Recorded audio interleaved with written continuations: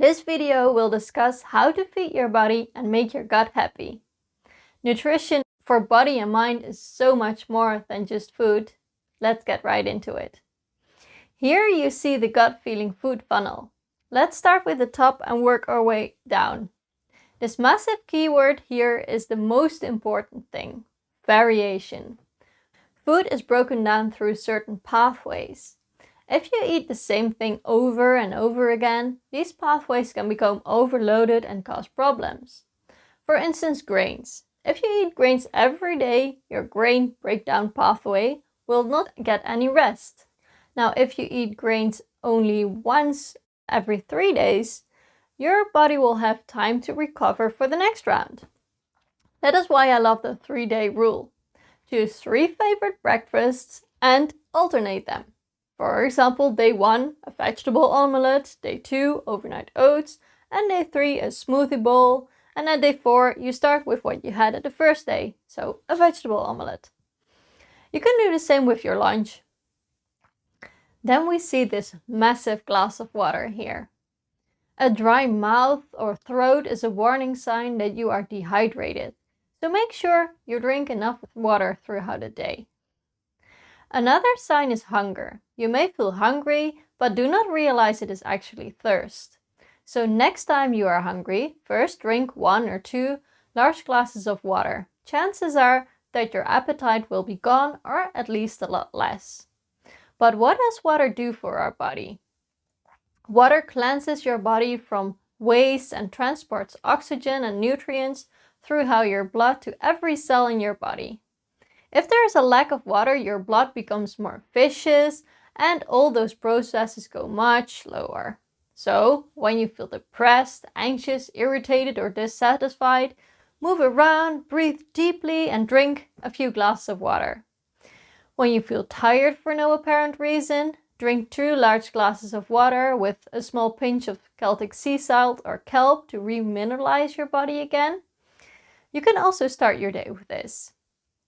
So next to variation and drinking enough water, what else do we see here? All those people here cycling, playing together, walking and doing sports is the movement part. You do not need to run to the gym for a subscription, but movement is even more important than food actually. I will explain you more about movement in a video later this course. Anyways, find something you like to do and move every day. Cleaning your house and doing groceries by bike is also movement. Connection with others is also important for your well-being, like these children playing with their parents, or the people walking here. Find a way to connect to others. While it is online or face-to-face, find people you can relate with, people where you can be yourself with, a community you feel at home. Then we come to the food part. First of all, find out what foods you are sensitive to. Constantly eating foods your body does not respond well to can cause major exhaustion and other digestive issues, as we learned last week. Next are vegetables. Make them your best friend. About 500 grams of vegetables a day. It sounds like a crazy amount, but you can reach it if you eat vegetables at 2 meals. A smoothie or vegetable omelette for breakfast, and soup or salad for lunch. And for dinner, you can load half of your plate with vegetables for some extra. Here, variation is the key again. Some leafy greens to root vegetables. Then whole fruits. Fruits are super nutritious, containing all sorts of vitamins and minerals. And if you eat them in its whole form, they contain a lot of fiber and don't let your blood glucose levels spike like crazy. 2 whole fruits per day is enough. Let's continue with quality protein, preferably protein like fish, shellfish and poultry. Mammal meat contains a substance called NOI5GC, which you do not want to eat too much from. But as for everything, it is all about variation. Legumes are also a good source of protein. However, they contain different substances that can inhibit nutrient absorption and irritate the gut lining. Luckily, these harmful substances can largely be reduced by soaking raw legumes overnight in water with something acidic, like a pinch of lime or lemon or apple cider vinegar. I like to sprout mine and do the same for 2 days, refreshing the water every day. And if you have a sensitive digestive system, many digestive problems, bloating, gas or constipation, legumes may worsen your symptoms. So if you really want to eat legumes, buy raw ones instead of canned ones and soak or sprout them. This way you can still eat your legumes without the negative side effects. And here again, use the 3-day rule. Variation is the key. Next up are unrefined fats. Did you know that nearly 60% of your brain consists of fat? Fat is very important for proper brain function, especially for kids with still developing brains, but essentially we need it at every age. Fats are also needed for good absorption of minerals and vitamins. Use solid saturated fats for baking like coconut oil, butter, ghee and lard. And liquid unsaturated fats for cold use like olive oil, flaxseed oil, walnut oil, sesame seed oil and avocado oil. Leave the pro-inflammatory omega-6 fats, trans fats and processed fats for what they are, and focus on unprocessed and anti-inflammatory omega-9 and omega-3 fats. Foods high in omega-3 fatty acids are fish, sea vegetables and shellfish.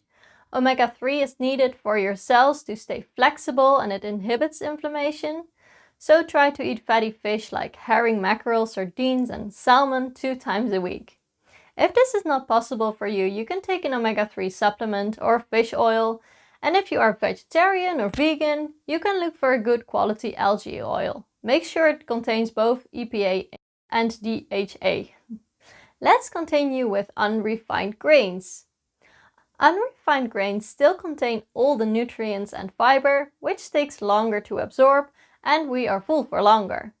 So instead of white rice, go for brown rice, red rice, quinoa or amaranth for example. And replace your refined breakfast cereals or instant oats that contain a lot of sugar with whole oats. Just as with legumes, grains contain substances that can inhibit mineral absorption. The fast way grains are processed nowadays leaves those substances in. If, however, you soak grains overnight or ferment them, the amount of harmful substances reduces. Let's say you really want to eat bread. Then go for real fermented sourdough bread. Not from the supermarket, this often only contains just a bit of sourdough, but from a good bakery. And yet again, take in mind the 3-day rule. Next are nuts and seeds. Both are super nutritious and amazing when not allergic, of course. Seeds like hemp seed, chia seed, flaxseed and pumpkin or sunflower seeds are great as topping on your overnight oats, a smoothie or salad. As for nuts, 1 hand per day is enough. If it is hard to stop eating them, I have a little hack for you. Go for the whole nut. You still have to crack. Cracking the nuts takes time and you eat much less of it. If you choose nuts and seeds, go for unroasted and unsalted, just the plain version. Then fermented foods. Fermented foods contain living bacteria that can have a positive effect on your gut microbiome. They act as a cleaning crew in your large intestine, improving the intestinal environment. It is a natural probiotic. Examples of fermented foods are sauerkraut, kimchi, kombucha, kefir, apple cider vinegar, miso, tempeh, natto, yogurt, and pickled vegetables. The last one is laugh and love. So important for our overall health.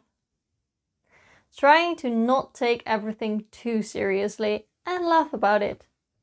When I feel down or I have to do something I don't like cleaning my house, I often put on a cabaret show on the background. Laughing relaxes you, just as having an orgasm. Just saying. In both cases you are letting go, so it can also relieve constipation. Then love. Love yourself for who you are. Nobody is perfect and everyone has its flaws. Learn to accept who you are and love yourself as unconditionally as you can love others. Now we talked through the whole funnel, but for it to be complete, we still have 6 circles that we did not address, so let's quickly go over them. The first is a sign of the seasons. Eat according to the seasons. Seasonal food is way cheaper, your body is better adjusted to it, and also helps the climate to not eat anything from too far away, but something that is produced locally. The second is sleep. Sleep is the ultimate state of recovery. Good sleep has a healing effect on the body and brain, and it ensures that all systems in the body are aligned again. Check with yourself. How much do you sleep per night? And do you feel rested when you wake up? 7 to 8 hours is seen as the optimum. Sleeping helps you lose weight, make you look younger, more focused and energetic. So, what do you say? Go to bed a bit earlier tonight?